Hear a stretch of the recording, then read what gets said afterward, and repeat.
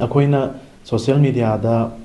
ꯁꯤꯖꯤꯟꯅꯕ ꯃꯇꯝꯗ ꯑꯩꯈꯣꯏꯒꯤ ꯄ꯭ꯔꯥꯏꯚꯦꯠ ꯄꯤꯛꯆꯔ ꯚꯤꯗꯤꯑꯣ ꯀꯩꯗꯧꯉꯩꯗꯁꯨ ꯁꯤꯌꯔ ꯇꯧꯔꯣꯏꯗꯕꯅꯤ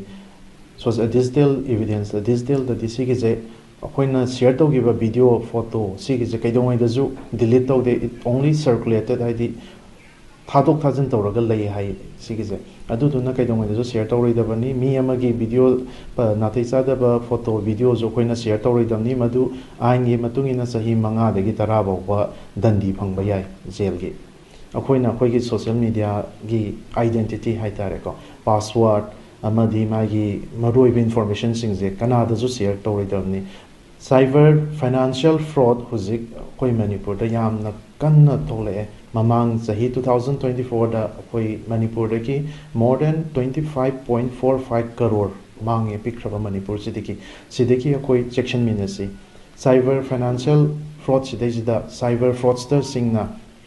ꯃꯈꯜ ꯃꯈꯜꯒꯤ ꯇꯦꯛꯇꯤꯛ ꯁꯤꯖꯤꯟꯅꯩ ꯃꯈꯣꯏꯅ ꯑꯩꯈꯣꯏꯗ ꯃꯤꯍꯧꯕ ꯁꯤꯒꯤ ꯑꯦꯛꯁꯄ꯭ꯂꯣꯏꯠ ꯇꯧꯕ ꯌꯥꯏ ꯑꯩꯈꯣꯏꯗ ꯂꯣꯇꯔꯤ ꯐꯥꯎꯔꯦ ꯍꯥꯏꯕ ꯅꯠꯇ꯭ꯔꯀꯥꯟꯗ ꯑꯩꯈꯣꯏꯗ ꯄꯩꯁꯥ ꯇ꯭ꯔꯦꯗꯤꯡꯗ ꯇꯧꯔꯀꯥꯟꯗ ꯌꯥꯝꯅ ꯊꯨꯅ ꯄꯩꯁꯥ ꯄꯥꯏꯒꯅꯤ ꯅ ꯑꯩꯈꯣꯏꯗ ꯃꯤꯍꯧꯍꯟꯕ ꯑꯗꯨꯗꯒꯤ ꯑꯩꯈꯣꯏꯒꯤ ꯁꯣꯁꯤꯌꯦꯜ ꯃꯤꯗꯤꯌꯥꯗ ꯑꯍꯣꯡꯕ ꯃꯃꯟꯗ ꯄꯣꯠ ꯆꯩ ꯌꯣꯟꯕ ꯈꯣꯠꯄ ꯇꯧꯔꯀꯥꯟꯗ ꯍꯥꯏꯔꯤꯕ ꯅꯝꯊꯥꯛ ꯃꯌꯥꯝꯗ ꯁꯤꯖꯤꯟꯅꯔꯒ ꯑꯩꯈꯣꯏꯗꯒꯤ ꯄꯩꯁꯥ ꯂꯧꯊꯣꯛꯅꯕ ꯍꯣꯠꯅꯩ ꯁꯥꯏꯕꯔ ꯐ꯭ꯔꯣꯗꯁꯇꯔꯁꯤꯡꯅ ꯑꯩꯈꯣꯏꯗꯒꯤ ꯀꯤꯍꯜꯂꯒ ꯍꯥꯏꯕꯗꯤ ꯏꯗꯤ ꯁꯥꯔꯒ police ꯁꯥꯔꯀꯥꯟꯗ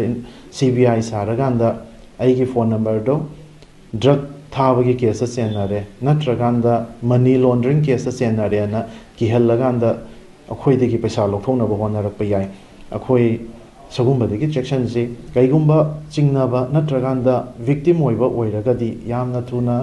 cyber crime helpline number 1930ꯗ ꯀꯣꯜ ꯇꯧꯕꯤꯔꯛꯎ ꯅꯠꯇ꯭ꯔꯒ cybercrime.gov.in ꯋꯦꯕꯁꯥꯏꯠꯇ ꯀꯝꯄ꯭ꯂꯦꯟꯗꯣ ꯂꯣꯗꯖ ꯇꯧꯕꯤꯌꯨ ꯐ꯭ꯔꯣꯗ ꯇꯧꯗ꯭ꯔꯒꯁꯨ ꯃꯌꯥꯝꯅ ꯗꯤꯄꯥꯔꯠꯃꯦꯟ ꯑꯣꯐ ꯇꯦꯂꯤꯀꯝꯃꯨꯅꯤꯀꯦꯁꯟꯒꯤ ꯆꯥꯛꯁꯨꯅ ꯄꯣꯔꯇꯦꯜ ꯑꯃ ꯂꯩꯕꯅꯦ ꯁꯤꯒꯤ ꯄꯣꯔꯇꯦꯜꯁꯤꯗꯩꯁꯤꯗ ꯀꯝꯄ꯭ꯂꯦꯟ ꯇꯧꯕꯤꯌꯨ